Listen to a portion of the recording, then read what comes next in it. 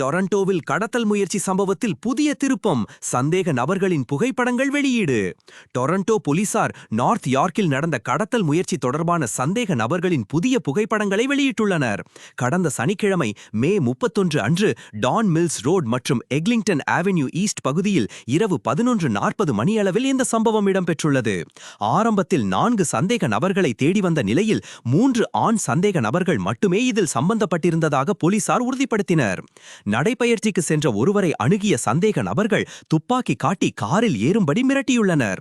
பாதிக்கப்பட்டவர் மறுத்து உதவிக்கு அழைத்ததால் சந்தேக நபர்கள் அங்கிருந்து அவுடி எஸ்யூவி வாகனத்தில் தப்பிச் சென்றுள்ளனர்.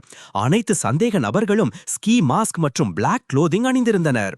ஒருவர் ஒயிட் மேல் சுமார் 5 அடி 8 அங்குல உயரம் கொண்டவர். பொதுமக்கள் தகவல்களை வழங்குமாறு போலீசார் கேட்டுக்கொண்டுள்ளனர். தமிழர்.ca கனேடிய தமிழர்களுக்கான இணையதளம். கனடா தொடர்பான இன்னும் பல தகவல்களை தொடர்ந்து அறிய எமது சமூக வலைதளங்களை ஃபாலோ செய்யுங்கள்.